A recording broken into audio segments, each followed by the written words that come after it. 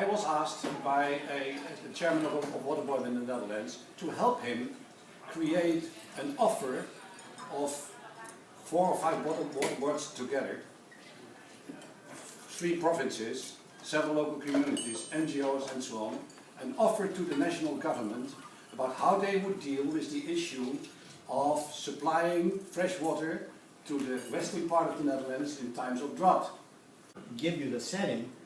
This is labor management negotiations, where there's a relationship in place between a union and an employer. So we have a very, in a sense, stylized context. And of course, the purpose of the training is to help the parties in the future negotiate better agreements, and maybe on a day-to-day basis. Make it not only the way we do collective bargaining, but the way we do every day-to-day relationships. So in the first year, I worked on curriculum only for IBB going into contract negotiations. Now we're doing IBB for joint labor management committees, small group work, so that there's a lot of pressure these days for teachers to work collaboratively when they've been used to being singly in a classroom. So trying to give people the skills to use collaborative interspace processes with small groups at the school level and so forth.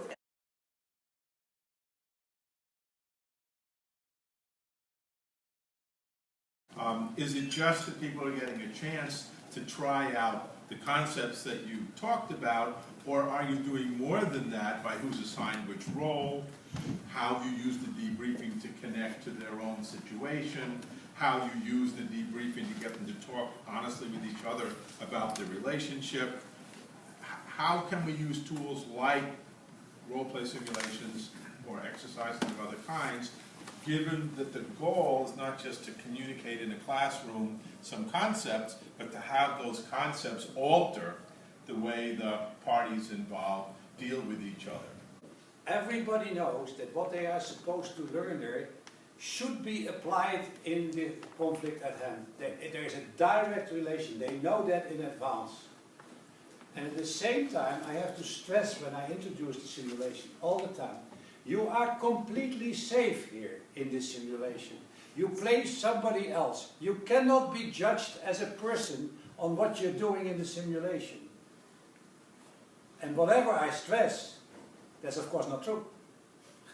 It's not true.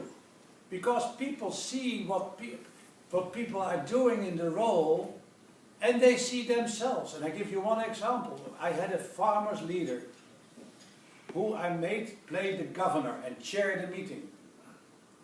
And the guy who played the farmer put a claim on the table which was enormous.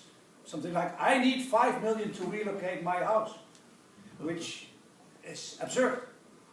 So all the others protested, and the governor said, I don't want this kind of discussion. If a farmer says that he needs 5 million, it is 5 million. And the moment he had finished talking, he blushed and he realized what he had done. And everybody saw that, and it was a crucial moment for the real case later on.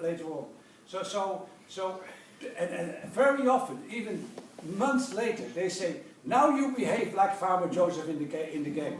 And everybody knows what they mean. So they refer to the simulation all the time. And the debriefing is saying, you were right. You were right.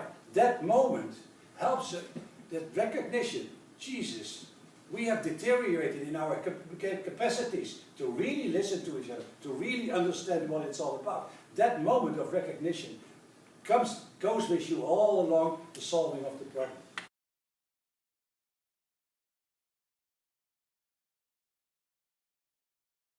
Do you do something different? As a teacher, as a trainer, there's this material about the mutual gains approach to negotiation. Does it matter that there's a lot of people in the room, a few people? Does it matter that a lot of people are divided into factions that have fought or are fighting with each other? Do you teach differently? So what's the connection between how you teach about negotiation and jointness of the bringing together the parties that might be in a dispute? You have a lot of constituents, a lot of principals who are maybe, in a sense, not sure what is this collaborative process all about, because they've been so experienced in adversarial bargaining, They only, in a sense, believe they got the best agreement. This might be more on the union side. You know, if their union representative has been there, you know, pressing it to the deadline, you know, using all kinds of forceful distributive tactics. So we have to, in a sense, be aware of that. And Nancy, in some cases, has actually gone into a community and run a kind of almost open town meeting where she explains the principles of interest-based bargaining that people are going to be looking at in more detail in the training session. It becomes a centerpiece of the training to make sure that people really dig deep, really come up with the options. And then options, of course, don't have an address, and there are various techniques that we talk about for how you winnow options down to something that has some settlement possibilities, whether you use standards, in a sense, how you begin to evaluate that big list of options. And then we go, in a sense, to the stage of how you develop consensus. But we want to do interest-based bargaining. And so Nick Marshall, one of my colleagues, and I said, well, we're good trainers, we can do this. And in fact, we put together, you're reading, now I'm getting to yes, some other work, an interest-based training for these parties that was an Excel successful, and these parties wanted interest-based bargaining because they had a very rocky relationship with the school board and the teachers. And lots of grievances, you know, a very difficult relationship. We did the training was successful, they got a contract. To such a thing? Well, simply because I had been a director general in another ministry. It's the same name. So he thought, you know, here's a former colleague who he can teach me a few tricks. Maybe it's useful in my work. Let's go there.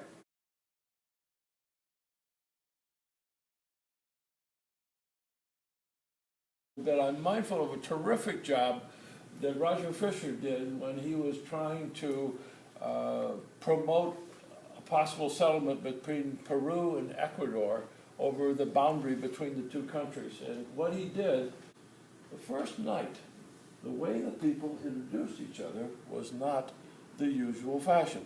You know, we want everybody to get up and tell a little bit about their backgrounds. The deal was that person A, Bob over here, had to interview person B, Nancy, because Bob was going to interview Nancy, and they were designed to be on opposite sides. So Bob had to introduce, as an Ecuadorian, had to introduce a Peruvian.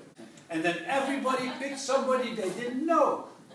So they came back after an hour, and I said, now tell us. And we wrote it down, and they came back with beautiful. They came back with wide, they came back with view, but they also came back with fear. They came back with danger. And then as a group, we worked on what did it mean for the research program for the North Sea. And then at 5 o'clock in the day, we had agreement on what should be done. Points, the scar tissue, the bad things that have happened. So we get that out. If we had more time, we would probably discuss it, but at least it's a kind of ventilation. Because what I'm coming to is that if the process is going to work, the relationship has to have improved, at least during this first day.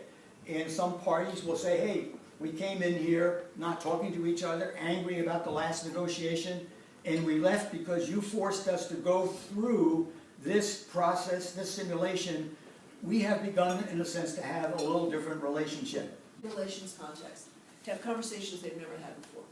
And once they have that skill and that permission, that we find they are able to carry it on at other levels of the organization. In the implementation of it all, how does it work? Do they ever talk about how we work? And she said, oh, it's wonderful. Sometimes a new person comes in because over the time people change. And that person starts talking, the position of our organization is, and immediately some of the people in the group say, we don't do that here. We don't talk about positions, we talk about interest. And then they, without using the consultant, they explain to that person how they work. And that person adapts to the group, because if he wants to survive in the group, he better adapt. So if you do the training in conjunction with the solving of the problem, you will be able to invest in people, in their behavior over a long time, even if you're not there anymore. Up in the back of the room, you would have thought she was a plant by me, but she wasn't. She stood up in the back of the room and said, if we do bargaining this way, I will stay on the bargaining team. If we do what we've always done before, I'm out of here. And it was like it created in this room this kind of energy, but it also gave constituent support for at least trying interest-based bargaining. So the jointness, for your first question, the jointness of the training to see the behavior of the actors in the simulation. You have to have a very good simulation, of course. The see the behavior, the relation they create in the simulation, that helps also build on the relationship in real life. By adding jointness to training, the focus on relationship dominates the pedagogy. Because if you have no relationship between the parties, that is no hostile or historically bad relationship between the parties to work on, then your focus is on teaching the concepts. If you have jointness because you're trying to have them use the concepts to improve the relationship, you've got to worry about the way you're either improving or highlighting or getting reflection on the relationship and how you do the pedagogy. And I think that you may still use some of the same tools, you may teach some of the same concepts, but the list of ways of interacting, causing them to interact, how you use the time, how you use the space, how they're sitting, what you're talking about, how you get them to use some time outside the space, are all about the relationship, not just the concepts. So it changes how the training gets organized when jointness has as its goal to alter the relationship. You can't just hope that happens and teach the way you would normally teach, and the room's just twice as big because there's 2 sides or 8 sides. You have to literally teach differently. That's what I'm taking from what we're